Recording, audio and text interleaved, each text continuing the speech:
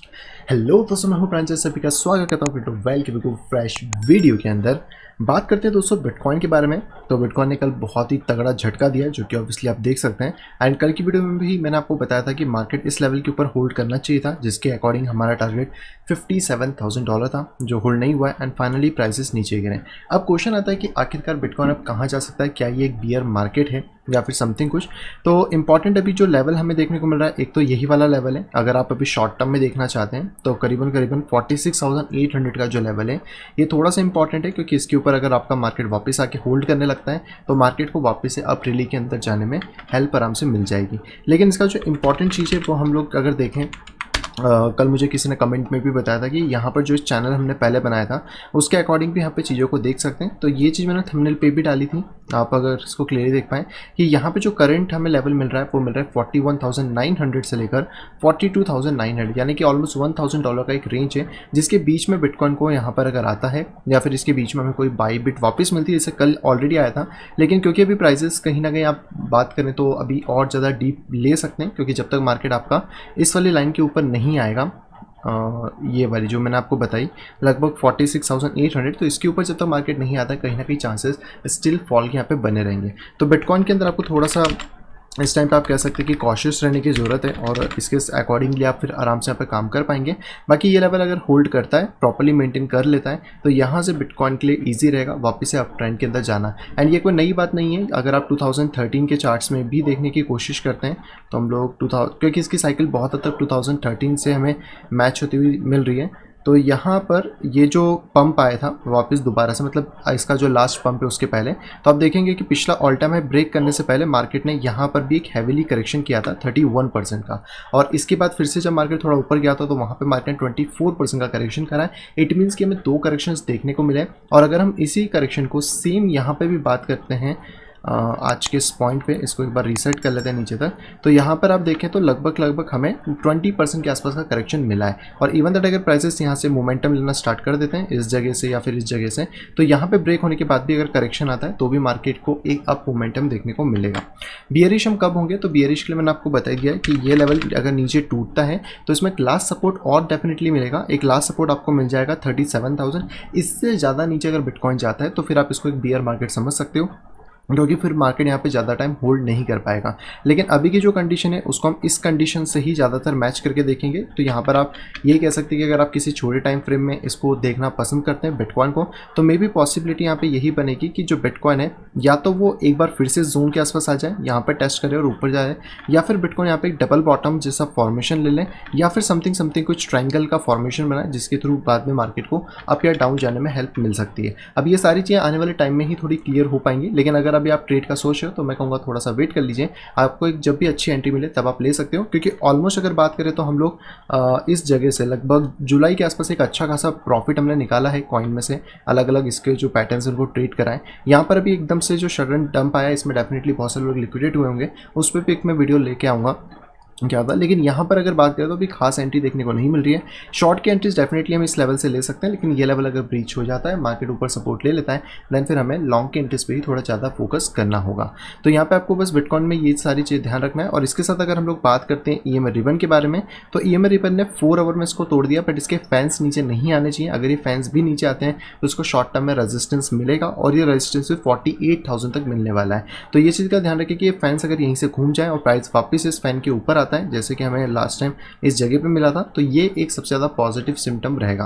बाकी डेली के हिसाब से इतना कुछ खास चेंजेस हुए नहीं है। आप देखोगे तो डेली में जो लेवल था इसका, मैंने आपको बहुत टाइम पहले बताया था कि कहीं ना कहीं डेली में इस लेवल को टेस्ट कर सकता है। तो ये लेवल ऑलरेडी टेस्ट हो चुका है, एंड मार्केट को अगर यहाँ से क्लोजिंग मिलती है अराउंड 48,600 के ऊपर, तो मार्केट के लिए एक बुलिश सिम्टम रहेगा, जहाँ पे मार्केट फिर 64,000 को भी हिट करेगा। क्योंकि अभी भी मार्केट का बुल फेस बाकी है। जब तक मार्केट इसके नीचे क्लोज नहीं दे रहा है, हम स्टिल बुल फेस में, या फिर हम कह सकते हैं कि जो सेफ फेज है उसके अंदर यहाँ पे रहने वाले हैं। बाकी दोस्तों, अगर आप भी टेक्निकल एनालिसिस को सीखना चाहते हैं डिटेल के अंदर, तो आप यहाँ पे ज्वाइन कर सकते हैं मेरे इस टेक्निकल एनालिसिस कोर्स को, जहाँ पे कि मैं आपको सिखाता हूँ चीज़ें बेसिक से लेके एंड तक और प्रॉपर मनी मैनेजमेंट के साथ, ताकि अगर ऐसा कोई फ्लैश क्रैश आता भी है तो आप वहाँ पे सेफ रह सकें और आपका जो लॉस है वो कम से कम वहाँ पे हो सके।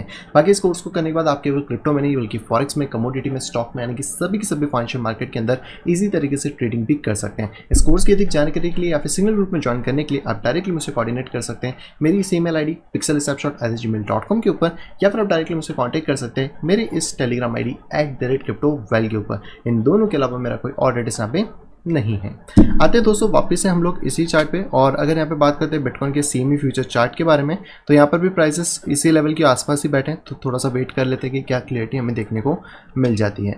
नेक्स्ट यहाँ पे बात करते हैं बिटकॉइन की डोमिनेंस के बारे में। तो डोमिनेंस थोड़ी ऊपर आई थी, जैसे मैंने आपको कल आई थिंक वो लाइन डिलीट हो गई है, जैसे मैंने आपको पहले भी बताया था कि डोमिनेंस इस तरह मोमेंटम दे सकती है, जिसमें हमारा प्रेडिक्शन यहीं से था। मार्केट थोड़ा सा नीचे आने के बाद वापस ऊपर आया है और यहाँ से कहीं ना कहीं डोमिनेंस गिर सकती है, और इसके गिरने का फायदा आपको यही मिलेगा कि जो मार्केट है वो कहीं ना कहीं स्टिल नीचे जा रहा है, तो आपको अल्ट कॉइन के अंदर बेनिफिट मिलने वाला है। और अगर अल्ट कॉइन की डोमिनेंस के हिसाब से बात करें तो इसमें डेफिनेटली हमें गिरावट देखने को मिली थी उस टाइम पे। अगर आप थोड़ा ध्यान से इस पोजीशन पे देखते हैं तो एक बार इसको 4 आवर के चार्ट में आते हैं, बट यहाँ से वापस हमें वही पुराना सपोर्ट देखने को मिल जाता है जिस सपोर्ट से पिछली बार मार्केट बाउंस करा था, और यहाँ से वापस बाउंस करता है तो 14.85 तक आपकी डोमिनेंस जाएगी, जो कि अल्ट कॉइन के अंदर आपको एक बेटर डील यहाँ पे देने वाली है। नेक्स्ट यहाँ पे बात करते हैं हम लोग इथेरियम के बारे में। तो इथेरियम ने भी बहुत अच्छा खासा ड्रॉप लिया था, एंड ये वाला सपोर्ट वाकई बहुत टाइम से काम कर रहा है 3000 2900 के आसपास में। करेंटली फिर से बोलूँगा कि एंट्रीज में अभी आपको देखने को नहीं मिलने वाली है, आपको थोड़ा सा वेट करना पड़ेगा।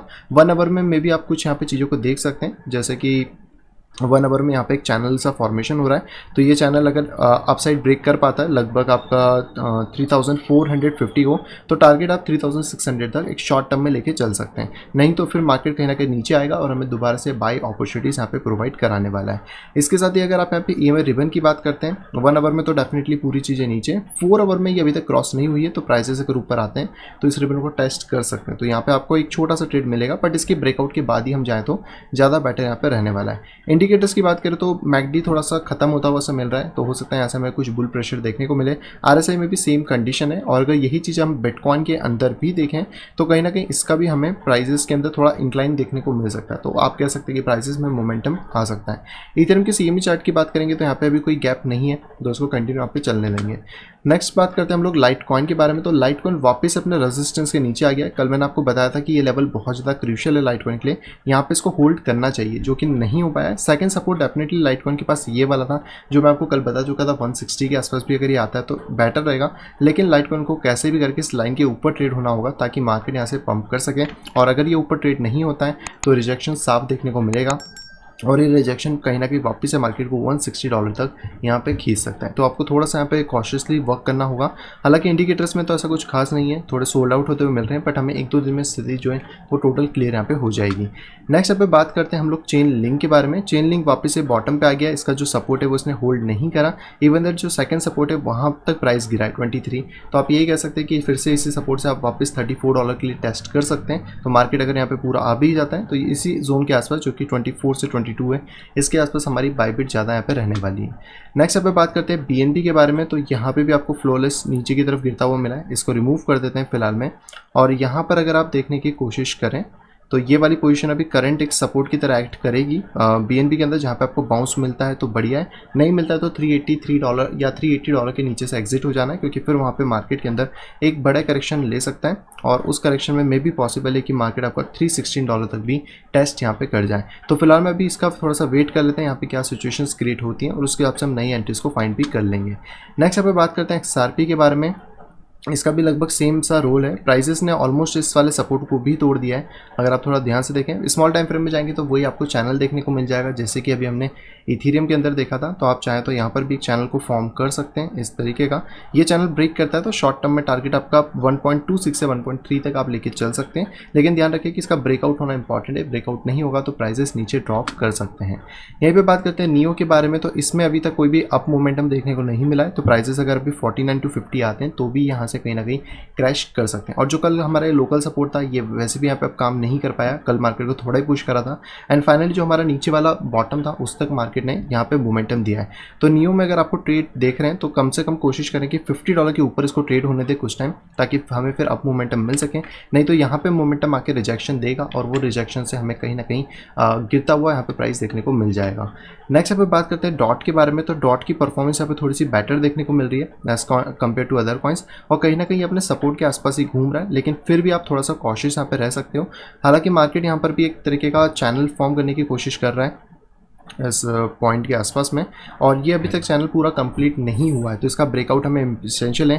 $29 के आसपास अगर इसका ब्रेकआउट मिलता है देन हम लोग फिर टारगेट 30 से लेके $31 के बीच में यहाँ पे $31 तक यहाँ पे लेके चल सकते हैं। तो ये वाली जो लाइन है इस पर हम फोकस करेंगे, और यहाँ से अगर ब्रेकआउट नहीं मिलेगा तो ऑब्वियसली बात है प्राइसेस में क्रैश आएगा, और इस क्रैश के अकॉर्डिंग जो अभी अगला सपोर्ट हमें मिल सकता है मोस्ट प्रॉब्ली वो आएगा यहाँ पे 24 के आसपास में इस जगह पे। तो यहाँ पे आप थोड़ा चेकआउट इसको कर सकते हैं।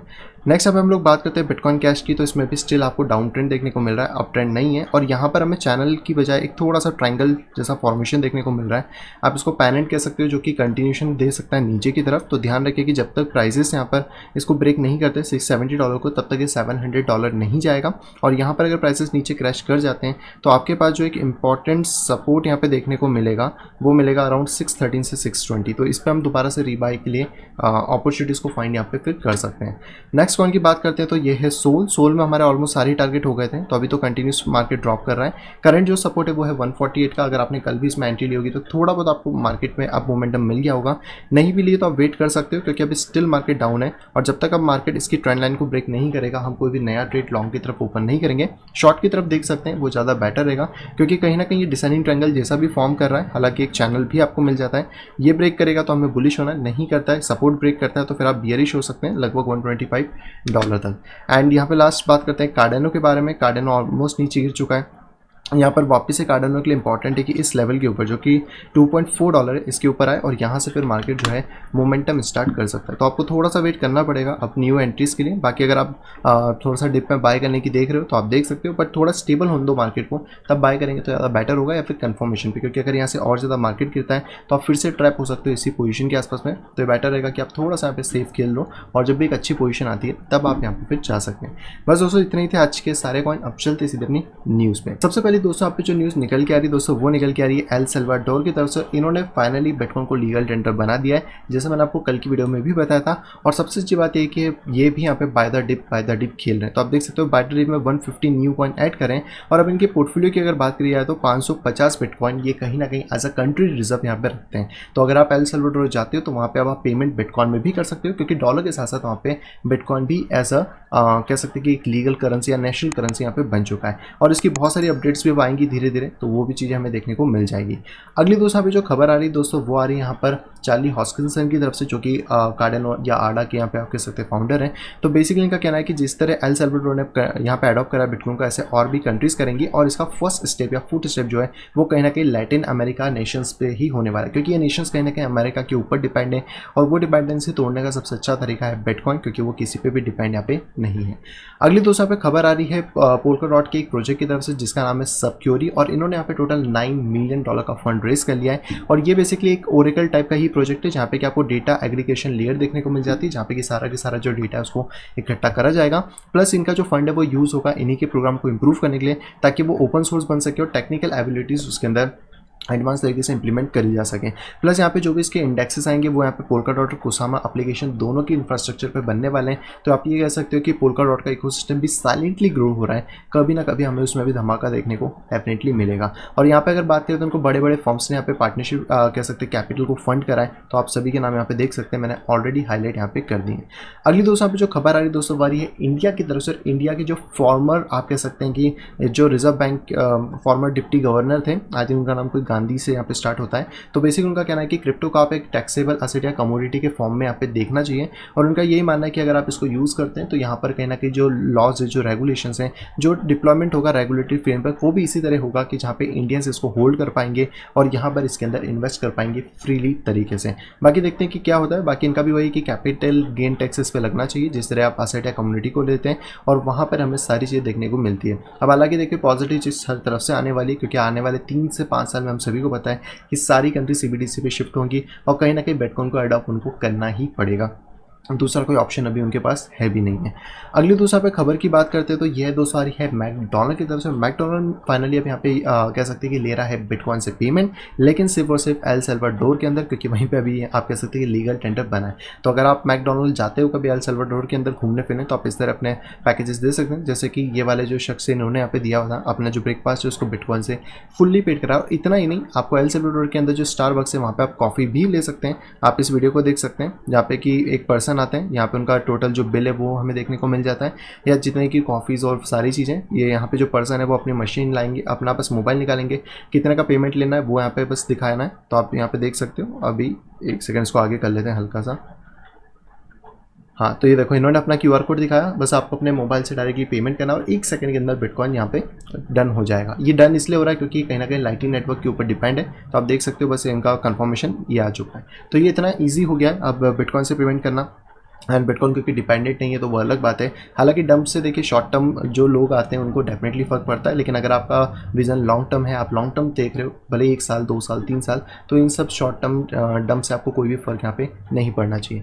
आज की दोस्तों जो आखिरी खबर आ रही दोस्तों आ रही है रशिया की तरफ से। रशिया पे रेडी नहीं है बिटकॉइन को एज ए लीगल टेंडर करने के लिए। और इवन दैट जो कह सकते हैं जो इनके प्रेसिडेंट है व्लादिमीर पुतिन, उनका खुद का ये कहना है कि हमें कोई ज़रूरत नहीं है या फिर हमारे पास कोई ऐसा रीज़न नहीं है कि बिटकॉइन को एज ए लीगल टेंडर यहाँ पे बनाया जाए। तो ये सारी चीज़ें चल रही है और हालांकि अभी तक कोई भी चीज़ें क्लियर नहीं है, आने वाले टाइम में पर हो जाएंगी। बट जैसे मैं बता रहे हैं कि आने वाले टाइम में इनके पास ऑप्शन नहीं है कि आप बिटकॉइन को यहाँ पे नेग्लेक्ट कर सको और कहीं ना कहीं आपको उसको अडॉप्ट करना होगा। जैसे कि इंटरनेट को नेग्लेक्ट करने की कोशिश करी थी बट अडॉप्शन हुआ, क्योंकि अभी जो मार्केट है वो बहुत छोटा है एज़ कम्पेयर जितना इसमें पोटेंशियल और जितना यहाँ पे जा सकता है। क्योंकि अगर आप बाकी मार्केट से भी कंपेयर करें तो जस्ट ये एक स्टार्टिंग है बिटकॉइन के अंदर। सो आई दोस्तों वीडियो को पसंद होगी दोस्तों, वीडियो को पसंद तो प्लीज़ वीडियो को लाइक करेगा दोस्तों, वीडियो पसंद आता तो डिसलाइक करेगा। चैनल पर दोस्तों फर्स्ट टाइम आए तो दोस्तों चैनल को तुरंत जाइए और जाकर यहाँ पे सब्सक्राइब करिए और साथ ही साथ यहाँ पे जो नोटिफिकेशन पहले उसको दबा के ऑल के ऊपर क्लिक कर दीजिए ताकि हमारे आने वाली सभी वीडियो का इन्फॉर्मेशन प्रॉपर टाइम पे पा सकें। तो मैं मिलता हूं आपसे कुछ इंटरेस्टिंग वीडियो के साथ, तब तक have a great day and bye bye.